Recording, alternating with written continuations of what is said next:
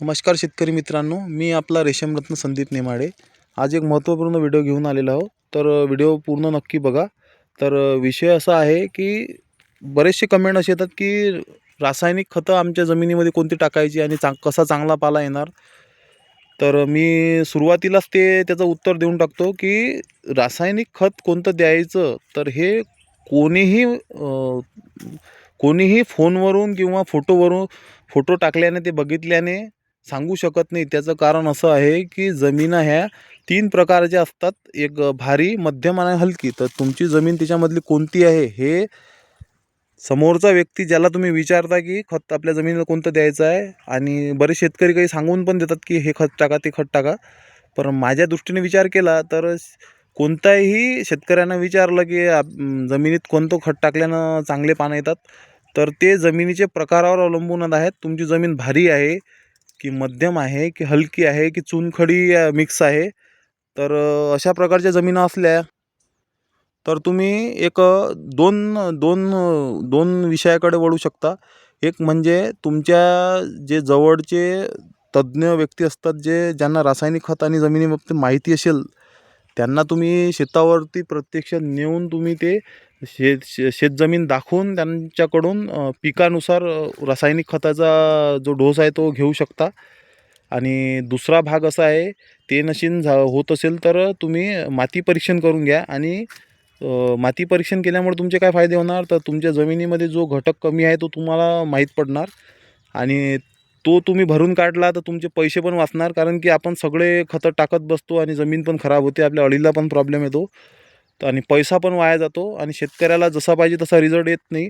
तर याच्यापासून आपण ह्या दोन जे भाग आहे त्याच्यामधून आपण जाऊन आपण आपल्या पैसा आणि वेळेची बचत करू शकतो. तर तिसरा भाग जो आहे तो जैविक.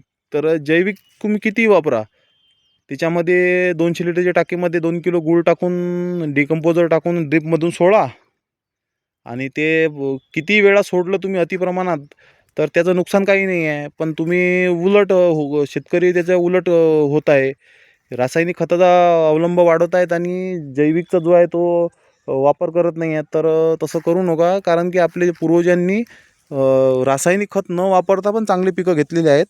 आणि आपण काय केलेलं आहे, आपण त्याच्यामध्ये रासायनिकचा अतिवापर करून जैविकचा वापर केलेला नाही आहे. शेणखत नाही आपल्याकडे, आपण डिकम्पोजर नाही वापरत. शेतामध्ये जे कार्बन असतं, जे कचऱ्यामधून मिळतं शेतीला, त्याचं आपण जाळून त्याला नष्ट करतो. तर अशा प्रमाणात आपलं शेतजमिनीचं आरोग्य हे बिघडत चाललेलं आहे. आणि परिणामी आपल्याला 3 ते 4 बॅचा 5 बॅचापर्यंत शेतकरी घेतात. त्या पाल्याच्या अतिउपसामुळे जमिनीमध्ये बरेचसे अन्नद्रव्याची कमतरता येते आणि तुतीची जे झाड आहे याची वाढ नंतर बरोबर होत नाही. तर अशा प्रकारे आपले प्रॉब्लेम येतात. तर शेती हे आपल्याला सतत पाला देणारी असली तर त्याला सतत आपल्याला जैविकचा वापर करणं हे जरुरी, म्हणजे कंपल्सरी झालेलं आहे. कारण की आपल्या जमिनीमधले रासायनिक तत्व कमी झाले तर तुमची तुती बागेमध्ये पाला येणार नाही. पाला येणार नाही तर तुम्ही अंडी पण घेऊ शकणार नाही. कमी दर्जाच्या पाल्यामुळं अळ्यांना पण कोश करायला खूप त्रास होतो. तर अशा प्रकारचे प्रॉब्लेम येतात. तर तुम्ही जैविकचा वापर अतिप्रमाणात केला तरी काही प्रॉब्लेम नाही. रासायनिकचा जेवढं आपल्या तुती बागेला आवश्यकता आहे आणि ज्याची आवश्यकता आहे तेच तुम्ही तुती बागेला रासायनिक खतातून द्या. आणि आपण दुसऱ्या शेतकऱ्याला विचारतो की तुमच्या तुतीमध्ये चांगला फुटवा आणि पाल्याची क्वालिटी आहे, तुम्ही कोणतं खत दिलं, तर ते तसं करू नका. कारण की त्यांची जमीन वेगळी असते. त्यांच्या जमिनीमध्ये कोणते अन्नद्रव्याची कमतरता असते आणि ती त्यांनी भरून काढली, त्यांचा पाला चांगलाच येणार. पण तेच अन्नद्रव्य तुम्ही NPK म्हणा हे तुमच्या शेताला टाकले तर तुमच्या ह्याच्यात तो रिझल्ट येणार नाही. आणि परिणामी मग आपला पैसा आणि वेळ वाया जाते आणि पिकाला त्याचा फायदा होत नाही. तर आणखीन एक असा प्रॉब्लेम मी बघितलेला होता की युरिया दिल्यानंतर पण झाड जे आहे ते हिरवं झालेलं नाही.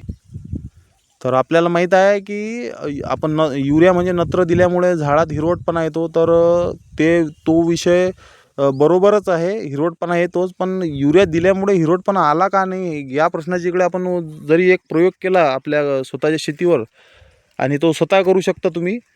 तुमच्या तुती बागेमध्ये 4 झाडं निवडा आणि त्याला अतिप्रमाणात तुम्ही युरिया द्या. आणि बाकीचे पण त्यांना खतं द्या. तर तुम्ही बघा, युरिया जास्त प्रमाणात दिल्यामुळे हिरवट पान न होता पिवळसर पान होते आणि ते पिवळसर पान झालं की ते शेंडा पण बारीक होतो. तर या प्रयोगात आपण असं सिद्ध होते की जास्त प्रमाणात युरिया दिला तर ते हिरवटच्या जागी पिवळसर पान होते आणि त्याचं फायद्याच्या जागी नुकसान होते. तर तुमच्या जमिनीमध्ये जे अन्नद्रव्य कमी असतील तेच तुम्ही द्या. शेणखताचा चांगला वापर करा आणि जैविकचा पण वापर करा. आता काळाची गरज बनलेली आहे, कारण की आपण रासायनिक अति प्रमाणात वापरून आपल्या जमिना खराब केलेल्या आहेत. तर जैविककडे नक्की वळा. शेणखताचा वापर अधिकाधिक करायचा प्रयत्न करा. आपल्या त्याच्यामुळे अळीला पण फायदा होतो आणि आपल्या जमिनीमध्ये पण त्याचा जास्त काळ परिणाम जाणवतो. रासायनिकचं असं असते की तात्पुरतं एका पिकापुरतं रासायनिक काम करतं, दुसऱ्या पिकाला ते नंतर आपल्याला द्यावंच लागतं. तर रासायनिक जे आहे ते आपल्या जमिनीमध्ये पडलेला एक व्यसनाची सवय आहे, ते आपण बंद नाही करू शकत, पण त्याचं प्रमाण नक्की आपण कमी करू शकतो. तर छोटे मोठे प्रयोग नक्की करत जा. आपल्या बॅचमध्ये बी छोटे छोटे प्रयोग करत जा. पूर्ण याच्यावर नाही करायला पाहिजे. छोट्या याच्यावर प्रयोग करून त्याच्यामधून सर्व शेतकऱ्यांनी काही ना काही प्रयोग करत गेले. तुती बागेमध्ये रेशीमचं जे संगोपन करतो आपण शेडमध्ये, तर एकमेकांना जे प्रयोग करून जे चांगले फायदे झालेले आहेत, तर ते फायदे आपण शेअर करून सर्व शेतकऱ्यांचा फायदा करू शकतो. आणि आपल्या चॅनलवरचं नावच असं ठेवलेलं आहे आपण की शेती प्रयोगशाळा. तर ह्या चॅनलचा उद्देशच हा आहे की आपल्या शेतीमध्ये छोटे मोठे प्रयोग करून ते प्रयोग त्याचे चांगला परिणाम झाला तर आपण शेतकऱ्यापुढे तो नक्की मांडतो. शेतकऱ्याला त्याच्यामधून फायदा झाला पाहिजे, हा आपला त्याचा उद्देश असतो. आणि याच्यानंतरचं आता उन्हाळा येणार आहे, तर आपण जे आपलं शेड कमी पैशात कसं थंड करायचं याचे पण व्हिडिओ येणार आहेत. आपली पुढची बॅच चालू झाल्यानंतर आपण ते पूर्ण व्हिडिओ टाकणारच आहोत. तर तुम्हाला मी आशा करतो की रासायनिक खताबाबतीत आपण जे पोस्ट टाकता की आमच्या जमिनीला हिरवटपणासाठी कोणतं खत द्यायचं, तर ते तसं करू नका.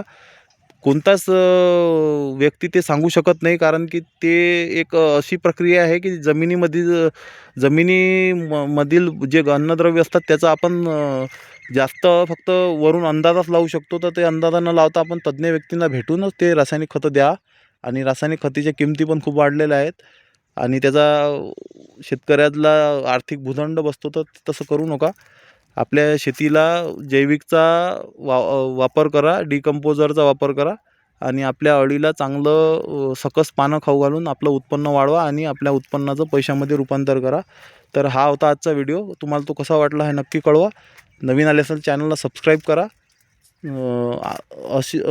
जे आपले नवीन व्हिडिओ आहेत त्याच्यामध्ये असंच एक प्रॉब्लेम घेऊन आपण आणि आपल्याला ज्याचा अनुभव आहे ते आपण त्यामधून सॉल्व करण्याचा प्रयत्न करू.